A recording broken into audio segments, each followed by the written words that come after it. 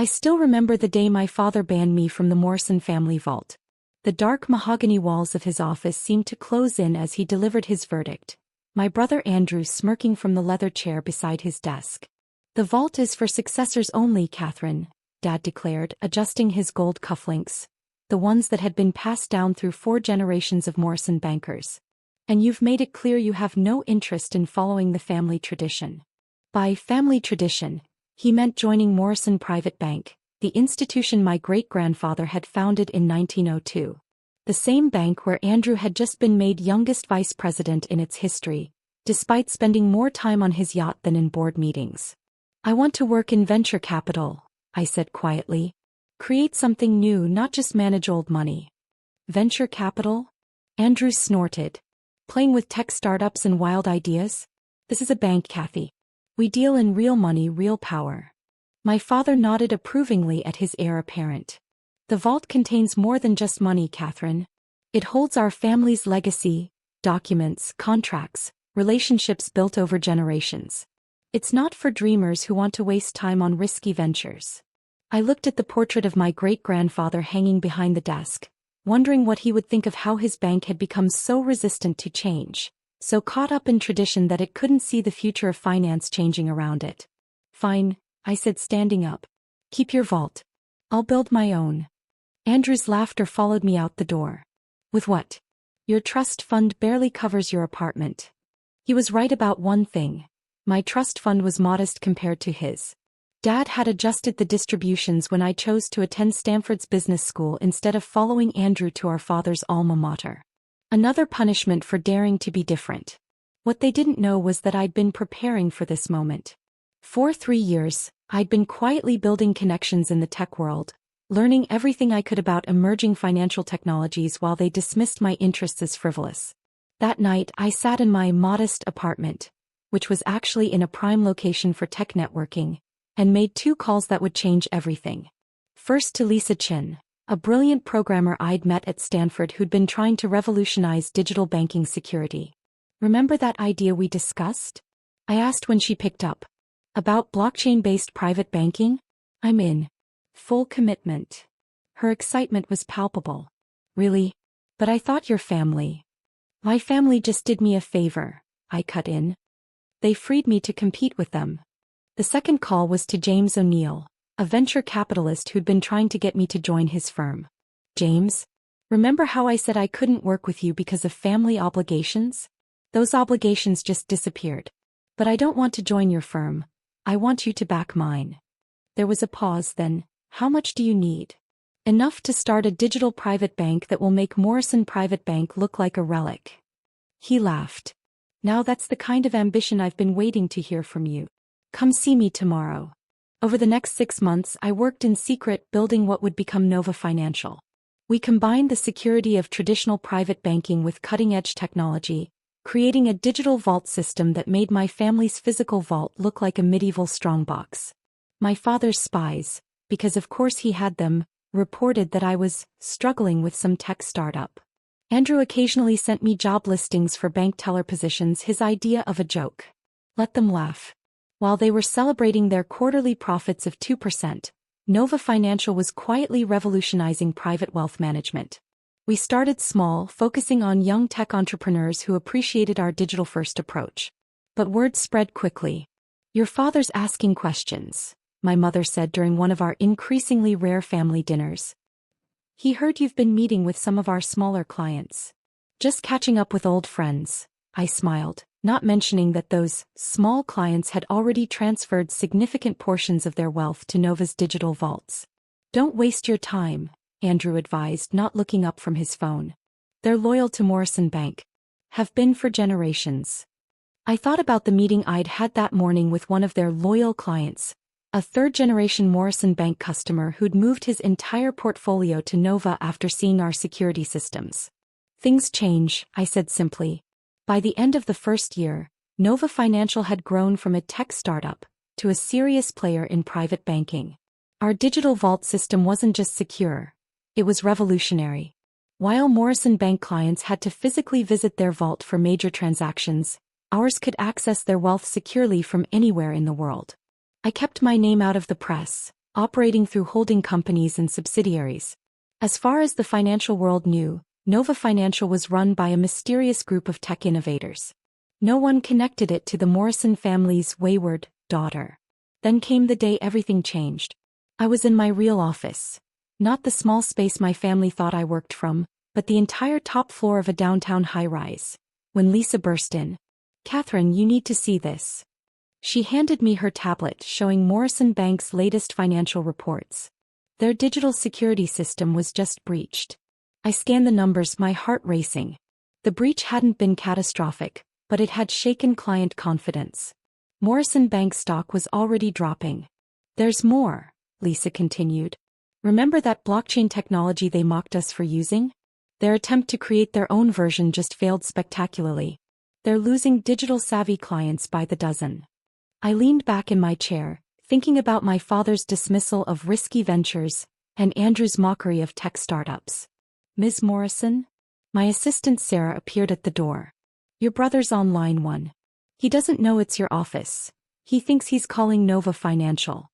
I put the call on speaker, motioning for Lisa to stay quiet. "This is Andrew Morrison from Morrison Private Bank." His voice carried that familiar arrogant tone. "I need to speak with your CEO immediately about a potential partnership opportunity." I muted the line, looking at Lisa. "What do you think? Should we let them stew a bit longer?" He grinned. "They did ban you from the family vault." I unmuted. "I'm sorry, Mr. Morrison, but our CEO only takes meetings with properly vetted potential partners. Perhaps you could send over your bank's latest digital security audit." Andrew's splutter of indignation was audible. "Do you know who I am? Morrison Bank has been a pillar of banking for over a century." "Yes," I replied coolly, "but what have you done lately?"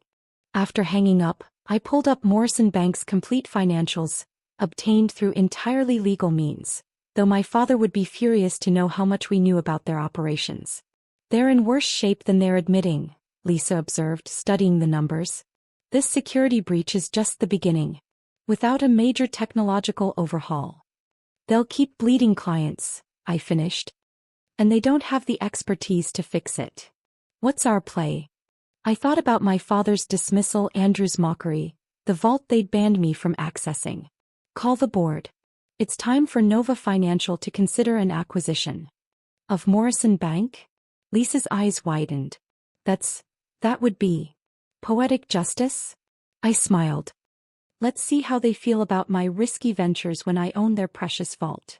The Morrison Bank boardroom hadn't changed in 50 years. Still the same oak-paneled walls, the same oil paintings of stern-faced bankers, the same attitude that tradition mattered more than innovation. I stood outside the heavy doors, listening to the chaos within.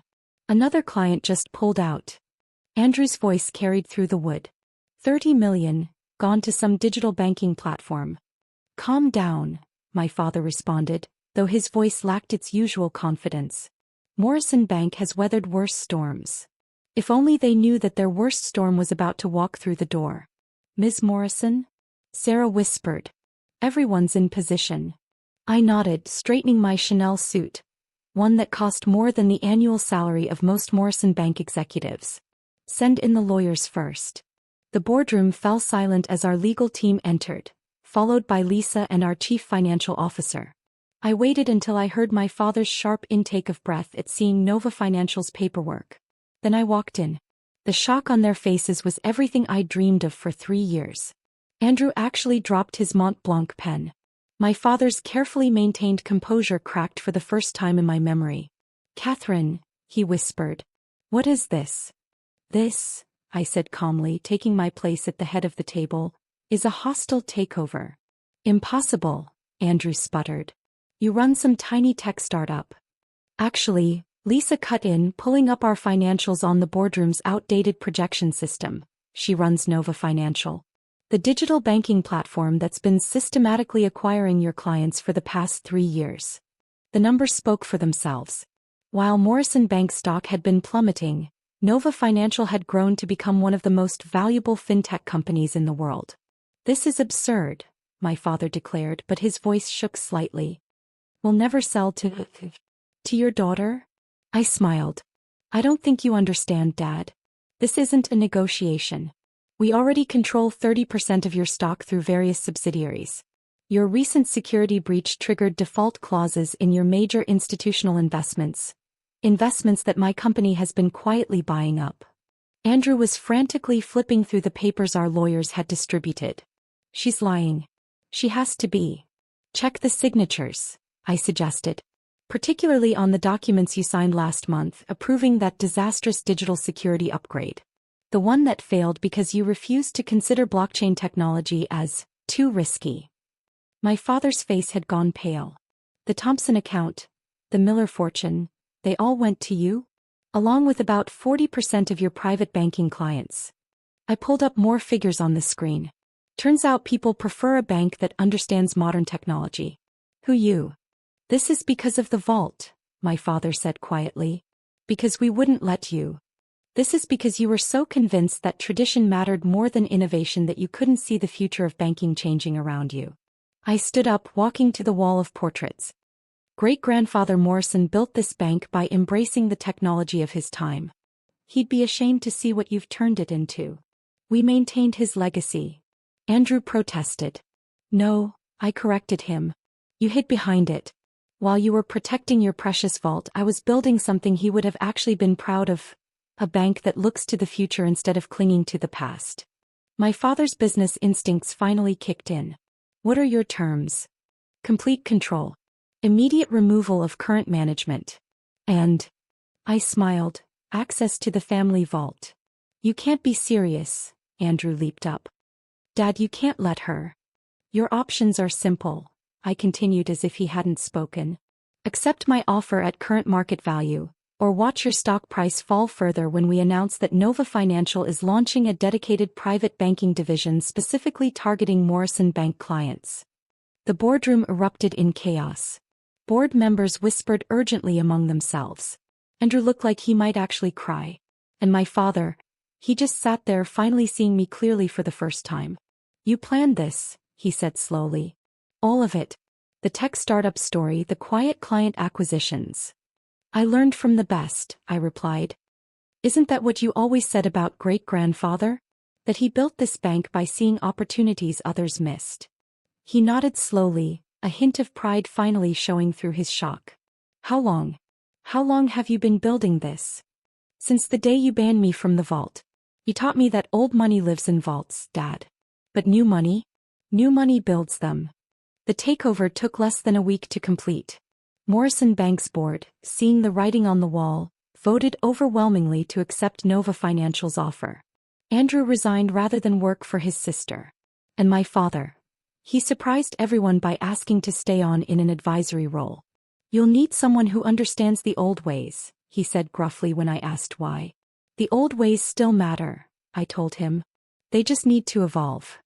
1 month after the acquisition, I stood in front of the Morrison family vault. The heavy steel door still bore our family crest, still required the same ancient key combination. But now it was just for show. All the real wealth lived in Nova Financial's digital vaults, secured by technology my father was only beginning to understand. Ready to open it? He asked, standing beside me. I smiled, thinking of all the times I'd dreamed of this moment. Actually, I have a better idea. We turned the vault into a museum, displaying the history of banking from Morrison Bank's founding to Nova Financial's digital revolution. The old ledgers and contracts became teaching tools, showing visitors how far we'd come. My great-grandfather's portrait now hangs in my office. Not in the old bank building, but in Nova Financial's sleek headquarters tower. Sometimes I catch my father studying it, finally understanding that legacy isn't about preserving the past. It's about building the future. Andrew occasionally sends messages through our mother, asking if his old position is still available. I always send back the same response. The vault is for successors only. Last week, during a board meeting in what used to be Morrison Bank's boardroom, a young analyst presented a new financial technology that could revolutionize digital banking again. Some of the old board members shifted uncomfortably, muttering about tradition and proven methods. I thought about my father's dismissal of risky ventures, and smiled. Tell me more, I said to the analyst. Sometimes the biggest risk is refusing to take one. After all, that's how I built my own vault. One that doesn't need steel doors or ancient keys. One that grows stronger with every innovation we embrace. One that my family can't access without my permission. Sometimes the best revenge isn't getting into someone else's vault. It's building one so valuable that they desperately wish they could get into yours. But like my father taught me, the vault is for successors only. And I succeeded in ways he never imagined possible.